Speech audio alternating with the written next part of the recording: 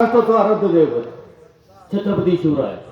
शिवाजी नावाचं उलट वाचा नाव होतं जीवाशी, म्हणजे जो जीवाचा होतो, जीवा भावाचा होतो, त्याचंच नाव शिवाजी. आणि छत्रपती शिवाजी महाराज म्हटलं की अंगावर शहारे यायला लागतात. शहारे काय येतात? अरे रयतेचा राजा म्हणजे कुणाचा राजा? रयत म्हणजे कुणाची?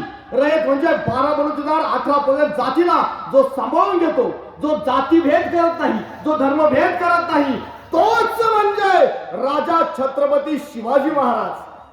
आज सकल मराठा समाजाला आरक्षण भेटावं यासाठी मनोज जरांगे पाटील उपोषणाला बसलेले आहेत. लाखोंचा जनसमुदाय त्या सर्वसामान्य माणसाला भेटण्यासाठी येत आहे. माणसं माणसासंग वागतात, कुणी माणसं भेटतात, कुणी माणसं वागतात, कुणी माणसासारखं राहतं, कुणी माणसासारखं राहत नाही. काही माणसं फक्त माणसं असतात, काहींच्या डोक्यात फक्त कंस असतात. काही माणसं घडवतात, काही माणसं बिघडवतात. पण जातीसाठी माती खाणारे विधानसभेत बसलेले आमदार महाराष्ट्रातले जातीसाठी माती खाणारे आमदार मात्र मराठा समाजाला आरक्षण भेटावं यासाठी मात्र झुकत नाही. ही शोकांतिका आहे. आर्थिकदृष्ट्या प्रबळ असलेला प्रबल होता, पण आज कष्टकरी शेतकरी महाराष्ट्रामध्ये जेवढ्या आत्महत्या होत्या त्याच्यामध्ये शेतकऱ्यांच्या आत्महत्या सर्वात जास्त असतात. आणि मराठा समाज हा शेतकरी समाज आहे आणि 80% मराठा समाज हा कुठेतरी आत्महत्या करतो. आणि आज काय होतंय? या आत्महत्या होत असताना आपण फक्त रोज पेपर वाचायचा, या शेतकऱ्याने आत्महत्या केली, त्या शेतकऱ्याने आत्महत्या केली, अरे पण त्या कोणत्या समाजातल्या शेतकऱ्याने आत्महत्या केली याचा कधीच आपण विचार करत नाही. तो असतो मराठा समाजातला शेतकरी. शिक्षण महाग झालंय, योजना दारापर्यंत पोहोचत नाही.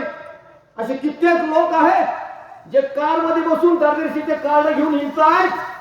अरे पण जिथं ज्यांना दरवर्षीचं कार्ड भेटलं पाहिजे ते भेटत नाही.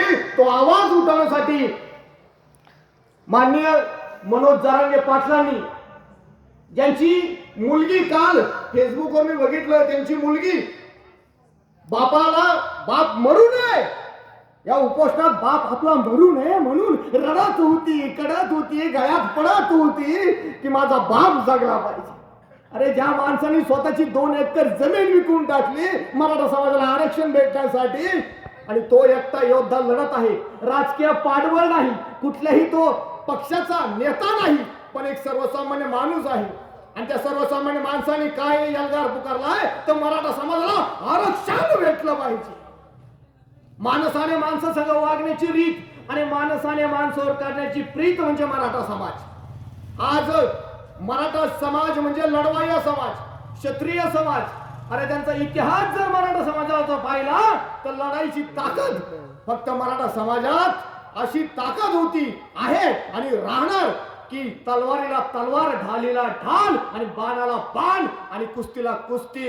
अरे पाय नाही, त्यांनी स्वतःच्या अंगात मस्ती आणून दिली नाही. काय केलंय? भारतामध्ये आतापर्यंत जेवढे शेकडो आंदोलन झाले त्या शेकडो आंदोलनात सर्वात जास्त मोठं आंदोलन फक्त मराठा समाजात झालं आणि तेही अगदी शांततेत झालं.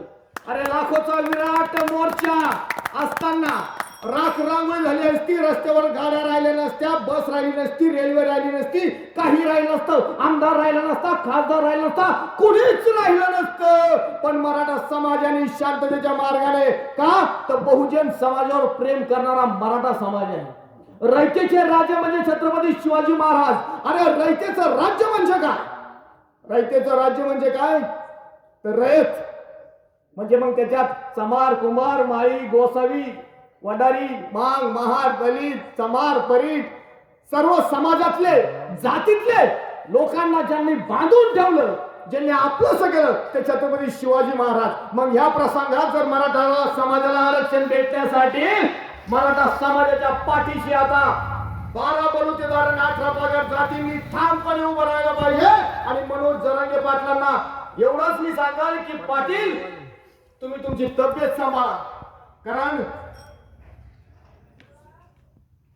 लाखांचा पोशिंदा जागला पाहिजे. लाख मेले तर चालतील, पण लाखाचा पोशिंदा मरता कामा नये. म्हणून मनोज जरांगे साहेब, शांततेत जे आंदोलन चालू आहे ते शांततेतच चालणार आहे. माणूस कोणी डोळ्यात पाहतं, कोणी डोळ्यात पाहतं, कोणी डोळ्यात राहतं. काहींचा डोळा लागतो, काहींच्या डोळ्यात डोळा लागत नाही, काहींच्या डोळ्यात सूर्य सुद्धा मावत नाही, काही डोळे मारतात.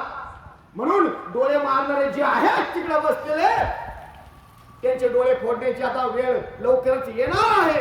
जर मराठा समाजाला आरक्षण भेटलं नाही तर बहुजन समाज हा रस्त्यावर उतरणार आहे. ही महाराष्ट्र शासनाला ठणकावून आमची धमकी समजा किंवा विनंती समजा. आणि आजच्या